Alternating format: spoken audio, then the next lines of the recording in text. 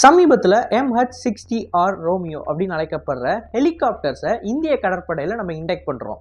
இது ஒன்றும் சாதாரண ஹெலிகாப்டர் கிடையாது. இதை நம்ம இண்டெக்ட் பண்ணுறதன் மூலமாக சீனர்களுக்கு ஒரு வார்னிங்கை கொடுக்குறோம். இனிமேல் உங்களோட நீர்மூழ்கி கப்பல் இந்திய பெருங்கடலில் வாலாட்ட முடியாது அப்படின்னு. ஸோ இன்னைக்கான வீடியோவில் நம்ம எதை பற்றி பார்க்க போகிறோம் அப்படின்னா, இந்த ஹெலிகாப்டர்ஸ் எவ்வளவு தூரம் இந்தியாவோட ஆன்டி சம்மரின் கேப்பபிலிட்டிஸை எடுத்துகிட்டு போகும் அப்படின்றத தான் பார்க்க போகிறோம். நான் உங்கள் ஆகாஷ், தமிழ் பொக்கிஷம் வழங்கும் டிபி டிஃபென்ஸ். முதல் விஷயம், சீனர்கள் அவங்களோட நீர்மூழ்கி கப்பலை இப்போ அதிகமாக எதுக்கு பயன்படுத்துகிறாங்கன்னு கேட்டிங்கன்னா, இந்திய பெருங்கடலில் அவங்களோட ஆளுமையை நிரூபிக்கிறதுக்காண்டி தான் அதிகமாக பயன்படுத்திக்கிட்டு இருக்காங்க. இந்திய பெருங்கடல் அப்படின்னு சொல்லக்கூடியது ரொம்பவே முக்கியமான ஒரு ரூட்டு.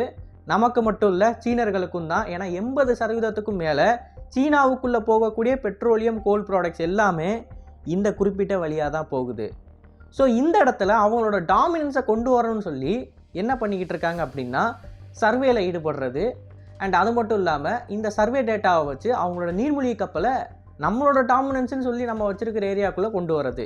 இப்போ இவங்க என்ன சொல்ல வராங்க அப்படின்னா, ஃப்யூச்சரில் ஒரு போர் வந்துச்சு அப்படின்னா எங்களோட நீர்மூழ்கி கப்பல் உங்கள் கடற்பகுதிக்குள்ளே வரும் அப்படின்றது தான் சொல்ல வராங்க. ஸோ இப்போதைக்கு ஒரு சீன நீர்மூழ்கி கப்பலோட கமாண்டரோட ஒரே ஆர்டர் என்ன அப்படின்னா, எவ்வளவு தூரம் முடியுமோ அவ்வளவு தூரம் க்ளோஸாக இந்தியாவோட கடற்பகுதிக்கு பக்கத்தில் போங்க அப்படின்றது. ஸோ இந்த இடத்துல இவங்களை எப்படி நம்ம கவுண்டர் பண்ண முடியும்னு கேட்டிங்கன்னா, இந்த நீர்மூழ்கி கப்பல்கள் எங்கே இருக்குது அப்படின்றத பின் பாயிண்ட்டாக நம்ம லொக்கேட் பண்ணுறதன் மூலமாக, தம்பி நீ வந்த அப்படின்னா உன்னைய போட்டு தள்ளிடுவேன்னு சொல்லி நம்மளால் இதை கவுண்டர் பண்ண முடியும். ஆனால் சம்மரின் அப்படின்னு சொல்லக்கூடியது ரொம்ப ரொம்ப சைலண்ட்டான ஒன்று. அது மட்டும் இல்லாமல் சீனர்கிட்ட நியூக்ளியர் அட்டாக் சம்மரின்லாம் இருக்குது. ஸோ உலகத்திலே ஒன் ஆஃப் தி சைலண்ட் சம்மரின்ஸை வச்சுருக்கக்கூடிய ஒரு நாட்டோட கடற்படை சம்மரின்ஸை எப்படி நம்மளால் ஐடென்டிஃபை பண்ண முடியும்? அந்த இடத்துல தான் நமக்கு இந்த ரோமியோ அப்படின்னு அழைக்கப்படுற ஹெலிகாப்டர்ஸ் வருது. இந்த ஹெலிகாப்டரோட கான்செப்ட் ரொம்ப ரொம்ப சிம்பிள் தான். ஏற்கனவே நம்மக்கிட்ட P-8 பொசைடான் அப்படின்ற விமானம் இருக்குது. அது கூடவே சீ கார்டியன் அப்படின்னு சொல்லக்கூடிய பிரிடேட்டர் ட்ரோன்ஸ் இருக்குது. இந்த P-8 பொசைடானையும் சீ கார்டியனையும் பயன்படுத்தி ஒரு பெரிய பரப்பளவில் நம்மளால் சர்வேல ஈடுபட முடியும். இப்போ இந்த இடத்துல இவ்வளோ பெரிய சம்மரின் என்னதான் சைலண்ட்டாக இருந்தாலும் கடலுக்கடியில் நகர்றப்ப ஏதாவது ஒரு டிஸ்டர்பன்ஸ் ஒன்று ஏற்படுத்திக்கிட்டு தான் இருக்கும். அந்த டிஸ்டர்பன்ஸை P-8 பொசைடானாலேயோ இல்லைனா பிரிடேட்டர் ட்ரோனாலேயோ டிடெக்ட் பண்ண முடியும். ஆனால் இங்கே இருக்கிற பிரச்சனை என்னன்னு பார்த்தீங்கன்னா, இந்த சம்மரின் ரொம்ப ரொம்ப சைலண்ட்டாக இருக்கிறதுனால அந்த டிஸ்டர்பன்ஸ் வந்து ஒரு மிகப்பெரிய பரப்பளவில் இருக்கும். ஃபார் எக்ஸாம்பிள் 30 சதுர கிலோமீட்டர் இல்லைனா 50 சதுர கிலோமீட்டர்னு சொல்லி அவ்வளோ பெரிய ஏரியாவை இந்த P-8 பொசைடான் வந்து டிடெக்ட் பண்ணும். இதுக்குள்ளே எங்கேயோ சம்மரின் இருக்குது அப்படின்றது தான் நம்மளால் ஐடென்டிஃபை பண்ண முடியும். ஆனால் அந்த ஒரு டேட்டாவை வச்சு மட்டுமே அந்த சம்மரினை அழிச்சிட முடியுமான்னு கேட்டிங்கன்னா கண்டிப்பாக முடியாது. அது எக்ஸாக்டாக எங்கே இருக்குது அப்படின்றத பின் பாயிண்ட்டாக நம்ம அடிக்கணும். அப்போ தான் அந்த சம்மரினை நோக்கி ஒரு டோர்பிடோவை அனுப்ப முடியும். ஸோ இந்த இடத்துல தான் இந்த ரோமியோ ஹெலிகாப்டர்ஸ் வருது. இப்போ இந்த P-8 பொசைடான்லேருந்து நம்ம கிடைக்கிற டேட்டாவை வச்சு அந்த குறிப்பிட்ட 50 சதுர கிலோமீட்டருக்கு நம்ம இந்த ரோமியோ ஹெலிகாப்டர்ஸ் அனுப்புவோம். 1 இல்லைனா அதுக்கு மேலே 5 ஹெலிகாப்டர் கூட அனுப்புவோம், டிபெண்டிங் அப்போ அந்த மிஷனை பொறுத்து. ஸோ இந்த ஹெலிகாப்டர்ஸ் என்ன பண்ணும் அப்படின்னா, இந்த ஹெலிகாப்டரில் இருக்கக்கூடிய இண்டிபெண்ட் ரேடார் அண்ட் சென்சார்ஸ் மூலமாக அது கடலுக்கடியில் ஏதாவது மூவ்மெண்ட் இருக்கா அப்படின்னு சொல்லி ட்ராக் பண்ணும். ஸோ P-8 பொசைடான் வானத்தில் ரொம்ப உயரத்தில் பறந்துக்கிட்டு இருக்கும். அதை கம்பேர் பண்ணுறப்ப இந்த ஹெலிகாப்டர் ரொம்ப லோவாக பறந்துக்கிட்டு இருக்கிறதுனால ஈஸியாக அந்த குறிப்பிட்ட ஏரியாவுக்குள்ளே எங்கே இருந்து டிஸ்டர்பன்ஸ் வருதுன்றதை இன்னமுமே சுருக்க முடியும். ஸோ இந்த ரோமியோ ஹெலிகாப்டர் 50 சதுர கிலோமீட்டர் அப்படின்னு சொல்லக்கூடிய அந்த ஏரியாவை கொஞ்சம் கொஞ்சமாக சுருக்கி 3 அல்லது 2 சதுர கிலோமீட்டருக்கு கொண்டு வந்துடும்.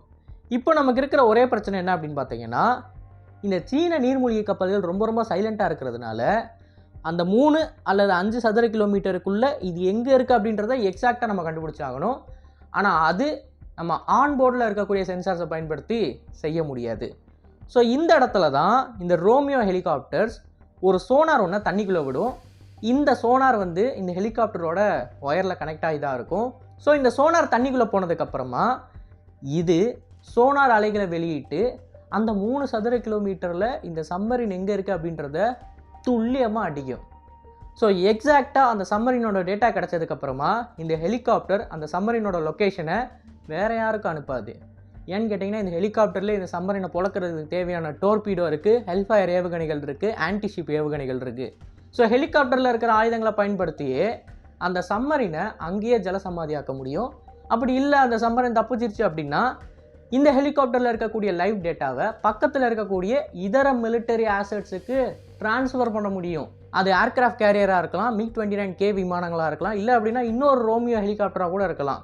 ஸோ இந்த இடத்துல அந்த சம்மரினை பின் பாயிண்டாக கண்டுபிடிக்கிறதுக்கு இந்த ரோமியோ ஹெலிகாப்டரில் இருக்கக்கூடிய சென்சார்ஸ் தான் நமக்கு முக்கியமாக தேவைப்படுது. ஸோ அதை பொறுத்த வரைக்கும் உலகத்திலே one of the best anti submarine helicopters இந்த ரோமியோ தான். அதை தான் நம்ம வாங்கியிருக்கோம். கிட்டத்தட்ட 24 அப்படின்ற எண்ணிக்கையில் நம்ம இந்த விமானங்களை வாங்க போகிறோம். இப்போதைக்கு 6 விமானங்கள் வந்திருக்கு. இதுக்கப்புறம் இன்னும் 18 விமானங்கள் நமக்கு வந்து சேரும். அண்ட் சம்மரின் அப்படின்னு எடுத்துக்கிட்டிங்கன்னா உலகத்திலே ரொம்ப சைலண்ட்டான சம்மரினை வச்சிருக்கக்கூடிய நாடு அமெரிக்கா தான். இவங்க ஏன் இவ்வளவு தூரம் சைலண்ட்டான சம்மரினை உருவாக்கி வச்சுருக்காங்கன்னா அதுக்கு முக்கியமான காரணமே இவங்களோட ப்ரொடக்ஷன் லைன் தான். ஒரு சம்மரின் அப்படின்னு சொல்லக்கூடியது தண்ணிக்கடியில் இருக்கிறப்ப ஒலி எழுப்பக்கூடாது. அப்படி அது ஒலி எழுப்புச்சு அப்படின்னா மேலே பறந்துக்கிட்டு இருக்கிற விமானத்தால் அதை ஈஸியாக டிடெக்ட் பண்ண முடியும். ஒலி எங்கேருந்து வரும்? அந்த சம்மரினோட ப்ரொப்பலர்லேருந்து வரும், இல்லை அந்த சம்மரின் நடந்து போகிறப்ப அதோட மேற்பகுதியிலேருந்து வரும். இப்படி ஏகப்பட்ட இடம் இருக்குது. அண்ட் இதை தாண்டி சம்மரின்குள்ளே ஏதாவது மெஷின் ஓடிக்கிட்டு இருக்குது அப்படின்னா அதுலேருந்துமே சத்தம் ஏற்படும். அந்த சத்தத்தையும் மேலே பறந்துக்கிட்டு இருக்கிற ஏர்க்ராஃப்டாலேயோ இல்லை ஒரு ஆன்டி சம்மரின் வார்ஃபேரில் ஈடுபட்டுக்கிட்டு இருக்கிற ஒரு போர்க்கப்பலாலேயோ டிடெக்ட் பண்ண முடியும். ஸோ இந்த அமெரிக்கன்ஸாக இருக்கட்டும், ரஷ்யன்ஸாக இருக்கட்டும், சைனீஸாக இருக்கட்டும், அவங்களோட சம்மரினை உருவாக்குறப்ப அவங்க எதை முக்கியமாக மைண்டில் வைப்பாங்க அப்படின்னு பார்த்தீங்கன்னா இந்த ப்ரொப்பலர்லேருந்து எவ்வளோக்கு எவ்வளோ கம்மியாக சத்தத்தை எடுக்கிறதுன்னு மைண்டில் வைப்பாங்க.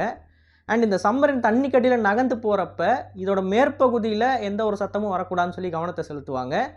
சம்மரினுக்கு உள்ளேயும் இருக்கக்கூடிய எக்யூப்மெண்ட்ஸ் இருக்குது பார்த்தீங்களா, அந்த எக்யூப்மெண்ட்ஸுமே ஒலி எழுப்பாத மாதிரி அதை டிசைன் பண்ணுவாங்க. ஸோ இந்த இடத்துல சம்மரின் அப்படின்னு சொல்லக்கூடியது எவ்வளோக்கு எவ்வளோ சைலண்ட்டாக இருக்கணுன்றது அந்த சம்மரினோட டெக்னாலஜியை தாண்டி அதை எப்படி மேனுஃபேக்சர் பண்ணுறாங்க, எந்தெந்த பாகங்களை கொண்டு மேனுஃபேக்சர் பண்ணுறாங்க, என்னென்ன மாதிரி மேனுஃபேக்சரிங் ப்ராக்டிசஸை அவங்க பயன்படுத்துகிறாங்க அப்படின்றதுல தான் முக்கியமாக அடங்கியிருக்கு. ஒரு உதாரணத்துக்கு சொல்கிறேன். சோவியத் யூனியன் இருந்த டைமில் அவங்க உருவாக்கின ஒரு கிளாஸ் ஆஃப் சம்மரின்ஸ் தான் உலகத்திலேயே ரொம்ப சைலண்ட்டான சம்மரினாக இருந்துச்சு. ஆனால் வெறும் 3 வருஷம் சர்வீஸ்லேயே அந்த சம்மரின்ஸ்லாம் அதிகமான ஒலியை ஏற்படுத்த ஆரம்பிச்சிருச்சு. காரணம் அந்த டைமில் சோவியத் யூனியன் கிட்ட காசு இல்லை. காசு இல்லாததுனால அந்த சம்மரினை ஒழுங்காக மெயின்டைன் பண்ண முடியாமல் அங்கே இருக்கக்கூடிய இன்டர்னல் மெஷின்ஸ் எல்லாமே சவுண்டு போட ஆரம்பிச்சிருச்சு. இப்போ அதை சிம்பிளாக சொல்லணும் அப்படின்னா நீங்கள் ஒரு புது வண்டி வாங்குறீங்க, அந்த வண்டி 5 வருஷம் கழிச்சு எப்படி இருக்கும்? கண்டிப்பாக உலண்டு போயிருக்கும். நிறைய இடத்துலேருந்து சத்தம் வரும் பார்த்தீங்களா, அதே மாதிரி தான் இந்த சம்மரினில் இருக்கிற எக்யூப்மெண்ட்ஸ்லேயும் சத்தம் வர ஆரம்பிச்சிருக்கு. ஆனால் அந்த எக்யூப்மெண்ட்ஸை சோவியத்தால் ரீப்ளேஸ் பண்ண முடியல, ஏன்னா ஃபண்ட் இல்லை. பட் அமெரிக்கன்ஸ் சோவியத்தை கம்பேர் பண்ணுறப்ப கொஞ்சம் ஒலி அதிகமாக எழுப்புற மாதிரியான சம்மரினை டிசைன் பண்ணாலும் அவங்ககிட்ட இருக்கிற பணத்தை வச்சு எந்த எக்யூப்மெண்ட்லேருந்து சவுண்டு வருதோ அதை உடனே ரீப்ளேஸ் பண்ணிடுவாங்க. ஸோ காலப்போக்கில் என்ன நடக்குது அப்படின்னு பார்த்தீங்கன்னா சோவியத் யூனியன் உருவாக்கின சம்மரின்ஸை விட இன்னமும் சைலண்ட்டான சம்மரின்ஸாக அமெரிக்கன் சம்மரின்ஸ் மாறுது. ஸோ இந்த இடத்துல அதை நல்லா புரிஞ்சுக்கோங்க. டெக்னாலஜி மட்டும் உங்ககிட்ட இருந்தால் பத்தாது, உங்ககிட்ட அதை மெயின்டைன் பண்ணக்கூடிய திறமை இருக்கணும். அண்ட் பை டிசைனே உங்களோட ப்ராடக்டோட குவாலிட்டி அதிகமாக இருக்கணும். இது ரொம்ப ரொம்ப முக்கியம். இந்த இடத்துல சீனர்கள் கண்டிப்பாக கோட்டை விடுவாங்க அப்படின்னு சொல்லி உலகத்தில் இருக்கிற எல்லாருக்குமே தெரியும்.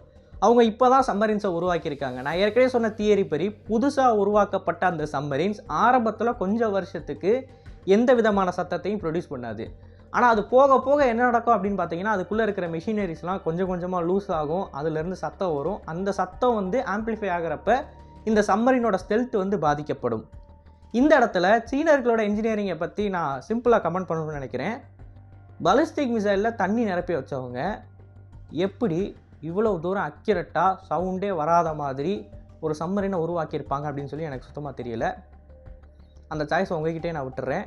பட் எனிவேஸ் அவங்களோட சம்மரின் சத்தமே போடலை அப்படின்னாலுமே அதை நம்மளால் ஐடென்டிஃபை பண்ண முடியும் இந்த ஹெலிகாப்டர்ஸின் மூலமாக. ஸோ இது ஒரு சாதாரண ஹெலிகாப்டர் கிடையாது. இப்போ நான் சொல்கிறதுலேருந்தே உங்களுக்கு புரிய வந்திருக்கும். இந்தியா வாங்கியிருக்கிற ஒரு முக்கியமான ஆயுதங்களில் இதுவும் ஒன்று. ஸோ இதை பற்றி நீங்கள் என்ன நினைக்கிறீங்க அப்படின்றத மறக்காமல் கமெண்ட்ஸில் பதிவிடுங்க. அண்ட் இன்னொரு முக்கியமான விஷயம், நம்மளோட TPAK Vlogsல இன்னொரு வீடியோ ஒன்று போட்டிருக்கோம். அதாவது இங்கே பிரிட்டனில் 120 கிலோமீட்டர் ட்ராவல் பண்ணுறதுக்கு 3000 ரூபா செலவாகுது. 120 கிலோமீட்டருக்கு. நம்ம ஊரில் வந்தே பாரத்தில் ட்ராவல் பண்ணோம் அப்படின்னா 800 கிலோமீட்டருக்கே நம்ம 1500 ரூபா தான் டிக்கெட் எடுப்போம். ஸோ இவ்வளோ தூரம் நம்ம காசு கொடுத்து ட்ராவல் பண்ணுறதுக்கான காரணம் என்ன, அப்படி என்ன தான் இந்த டிரான்ஸ்போர்ட்டில் இருக்குன்றத தெளிவாக ஒரு வீடியோ எடுத்து போட்டிருப்பேன். மறக்காமல் அதை செக் அவுட் பண்ணுங்கள். அண்ட் அந்த வீடியோக்கான லிங்க்கை டிஸ்கிரிப்ஷன்லையும் கமெண்ட்லையுமே பின் பண்ணி வைக்கிறேன், பாருங்கள். அண்ட் இது போல பல தகவலை தெரிந்து கொள்ள TP News பேஜை ஃபாலோ பண்ணிக்கோங்க. நல்லதே பாருங்கள், நல்ல சமுதாயத்தை உருவாக்கும். நன்றி, வணக்கம்.